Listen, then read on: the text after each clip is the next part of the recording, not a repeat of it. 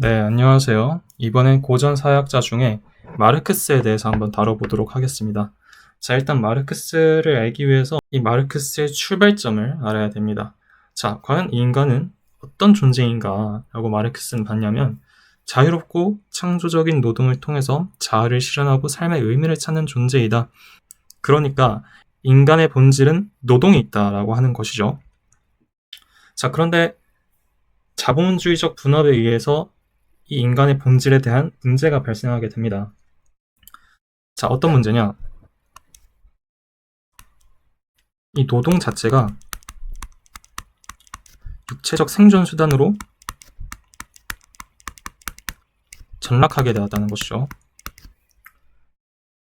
그리고 노동 소외와 인간 소외가 나타나게 된다. 이게 무슨 말이냐? 그러니까 원래 노동이라 함은 인간이 자신의 자아, 자신의 삶의 의미 이런 것을 찾기 위해서 하는 것이 바로 노동이었는데 자본주의가 들어서니까 이 노동은 그냥 내가 먹고 살기 위해서 그냥 돈 벌려고 하는 거. 그런 생존 수단으로 전락하고 만 것이죠. 또 이 자본주의적 분업에 의해서 어떤 문제가 발생하느냐? 내가 만들고 있는 이 제품, 내가 노동하고 있는 제품이 나를 위해서 만드는 게 아니죠. 누구한테 가는지도 모를 어떤 아무개를 위한 노동이라는 것이죠. 그래서 이러한 노동으로부터의 소외가 나타나는 것이고 또 분업이 일어나다 보니까 사람들이 함께 일하는 게 아니라 각각 어느 파트를 맡아서 그 파트에 맡겨진 임무만 계속해서 하는 노동을 하게 되다 보니까 옆에 인간들과 함께 상호 의존하고 작용할 기회가 없게 됐다는 것이죠. 그래서 인간 소외가 나타난다. 그러니까 이러한 문제점들을 봤을 때 마르크스는 인간에게 있어서 노동은 굉장히 귀중한 것이고 그런 노동을 통해서 자신의 존재의 의의를 갖게 된다라고 본 것이죠. 그렇기 때문에 마르크스는 인간을 육적 존재라고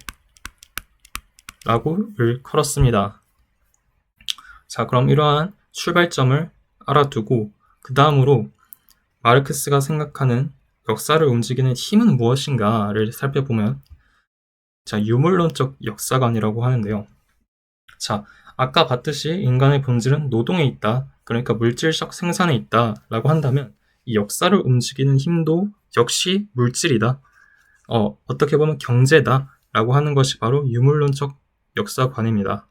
이런 유물론적 역사관의 전제는 인간이 역사를 만들기 위해선 먼저 살고 있어야 역사를 만들든 말든 하겠죠. 자, 인간이 살기 위해서는 의식주가 가장 필요합니다. 이런 의식주 등 물질적 생활수단을 생산하는 게 바로 최초의 역사적 행위. 자, 그런데 이러한 시각은 헤겔파와 대치가 됩니다. 자, 이 헤겔파는 어떠한 식이냐면 역사를 관념이나 정신의 발전으로 봤죠. 그러니까 마르크스는 역사를 움직이는 힘이 물질 및 경제라고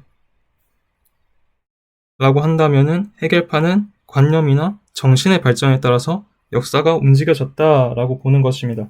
예를 들자면 우리가 저번에 봤던 콩트의 정신적 진보 3단계 법칙 이러한 것들이 해당될 수 있겠죠. 자, 아무튼 이렇게 마르크스는 물질적 생산 활동이 인간의 정신과 제도를 결정한다고 하는 것이죠. 이게 바로 마르크스의 토대와 상부구조라고 하는 이론입니다. 여기서 토대는 물질적 생산 활동이고 상부구조는 인간의 정신과 제도를 뜻하는 것이죠. 그러니까 결국에는 헤겔파가 말한 인간의 관념이나 정신에 의해서 어떠한 물질적 생산 활동이 나타나는 것이 아니라 먼저 물질적 생산 활동으로부터 인간의 정신과 관념, 제도 등이 결정됐다고 본 것입니다. 그러니까 이런 토대, 그러니까 하부 구조에는 어떠한 것들이 있겠어요? 생산력, 이를테면 기술이나 도구 같은 게 있을 것이고, 또 생산 관계, 생산 관계라 함은 누가 소유하고 지배하는가, 이걸 뜻합니다. 그리고 이러한 생산력과 생산 관계로부터 나타나게 되는 상부 구조가 바로 법, 정치, 국가, 이데올로기, 문화, 종교 등등등 이러한 것들이 있다라는 것이죠. 그러면 이렇게 마르크스의 역사관을 봤는데, 그럼 그 역사가 변화하는, 진화하는 그 동력은 무엇이냐라고 한다면 바로 갈등으로 봤습니다. 그리고 이러한 갈등의 원인이 바로 계급투쟁과 모순으로 보았습니다. 자, 일단은 토대와 상부구조, 그 중에서 토대, 이 때문에 계급이 발생하게 되죠. 아까 말했듯이 생산관계가 발생하게 되는데, 이 생산수단 소유 여부에 따라서 지배, 피지배 관계가 나타나게 됩니다. 자, 이에 따라서 모순이 심화되는 순간이 있는데요. 그게 바로 이 토대, 하부 구조에서의 기술과 생산력은 계속해서 발전을 하는데 기존의 생산관계, 소유 구조 이러한 것들은 변화하지 않는다. 이럴 때 모순이 발생하는 거죠.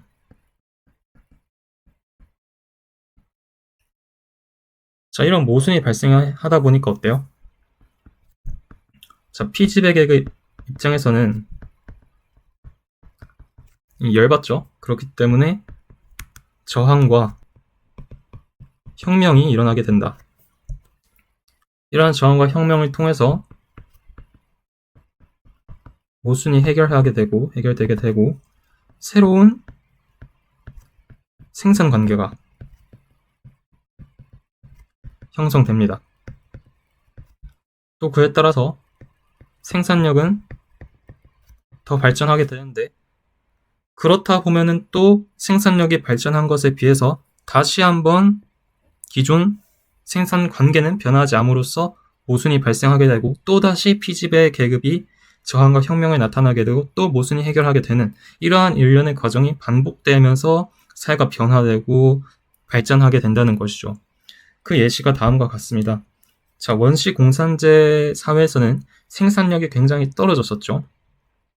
자, 그런데 고대 노예제가 드러남으로써 생산력은 발전했는데, 이 주인과 노예 관계에서의 또 노예라는 피지배 계급의 저항과 혁명으로 모순이 해결되고, 그에 따라서 새로운 생산 관계가 나타나게 되고, 중세봉건제에서는 영주와 농노가 나타나게 되고, 또 일련의 사회 변화가 나타남으로써 근대 자본주의가 되는데, 이때의 생산 관계는 부르주아와 프롤레타리아이고, 또 모순이 발생하게 됨으로써 피지배 계급인 프롤레타리아가 저항과 혁명을 통해서 모순을 해결한다. 그게 바로 공산주의가 될 것이다 라고 하는 것이 바로 마르크스가 말한 일련의 상세한 예시이고요. 그래서 이거를 보면은 생산력은 계속해서 증대가 되는데 생산관계의 변화에 따라서 피지배 계급의 자유도 역시 계속해서 증대되고 있다라고 볼 수 있습니다. 그래서 이러한 내용들을 보면서 마르크스가 지금까지의 모든 역사는 계급투쟁의 역사다.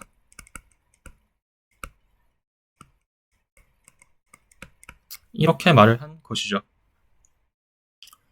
자, 그러면 마르크스 입장에서 자본주의가 왜 붕괴되고 왜 혁명이 필수적으로 나타나야 되는지를 조금 더 자세하게 살펴보면은, 자, 왜냐하면 이 자본주의 사회는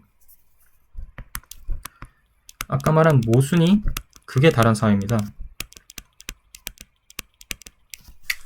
자, 일단 착취가 나타나죠. 자본가는 노동자의 노동력을 이용해서 상품을 생산하고 또 노동자의 임금보다 더 많은 가치를 가져감으로써 자본을 축적하게 됩니다. 이러한 착취가 계속되고 그러면 위기가 발생하겠죠. 자, 자본가는 계속해서 탐욕을 갖고 또 경쟁을 하다 보니까 물건을 과잉 생산하게 되고, 그러다 보면 공황이 나타나게 되죠. 경제 공황이 나타나니까 결국 실업이 증가되고, 실업이 안 되니 빈곤이 심화되겠죠. 이러한 위기, 모순의 심화가 나타나기 때문에 혁명이 일어나게 되는 거죠. 생산력과 생산관계의 모순 촉발로 피지배 계급인 노동자들의 혁명이 일어나게 될 것이다. 그래서 이러한 노동자 혁명으로서 나타나는 결론이 뭐다? 바로 공산주의다. 그래서 공산주의는 어떤 사회예요? 계급관계가 사라진 평등한 사회, 또 생산수단을 공동으로 소유하는 사회이다. 자, 이러한 마르크스의 이론의 내용들을 살펴본 결과 우리는 마지막으로 마르크스라는 학파, 그리고 이 사람의 연구자의 태도를 좀 볼 수가 있습니다. 또 이것이 베버와 비교를 해서 볼 건데요. 자, 베버 같은 경우에는 나중에 또 알려드리겠지만 가치 중립, 연구자의 태도는 가치 중립을 해야 된다라는 태도를 갖고 있습니다. 이게 무슨 말이냐? 사실 판단과 가치 판단은 구분해야 되고, 역시 그와 마찬가지로 과학과 정치는 구분해야 된다는 것이죠. 자, 사실 판단은 이를테면은 A와 B 중에 어떠한 정책으로 인해서 경제 지표가 2% 상승했다. 이런 사실 판단이고, 가치 판단은 A 정책보다 B 정책이 낫다. A 정책보다 B 정책이 효과가 더 좋을 것이다. A 정책보다 B 정책이 더 바람직하다. 이런 것들이 가치 판단이죠. 이 두 개를 구분하고 가치 중립, 오로지 사실 판단에 의해서만 연구를 해야 된다는 게 베버 입장인데, 마르크스는 사회를 연구할 때 가치 중립 자체가 불가능하다라고 봤습니다. 왜냐하면 마르크스가 생각할 때 과학의 목적은 단순히 사회를 설명하는 도구가 아니에요. 뭐냐면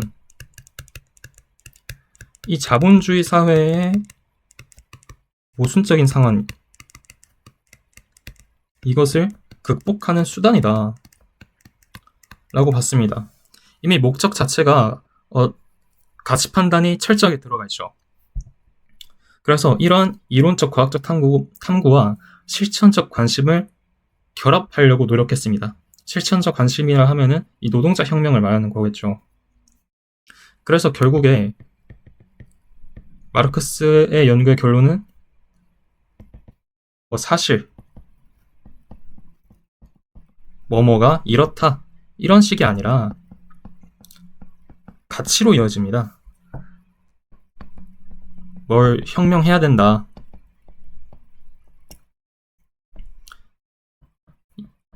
이러한 가치로 이어지게 되는 것이죠. 그래서 마르크스는 저러한 가치 중립을 지키는 실증적인 연구는 기존 질서를 유지하기 위한 편향적인 연구라고 보았습니다. 자, 이것이 바로 마르크스의 연구자의 태도라고 할 수 있습니다. 자, 여기까지 마르크스에 대해서 살펴보았습니다.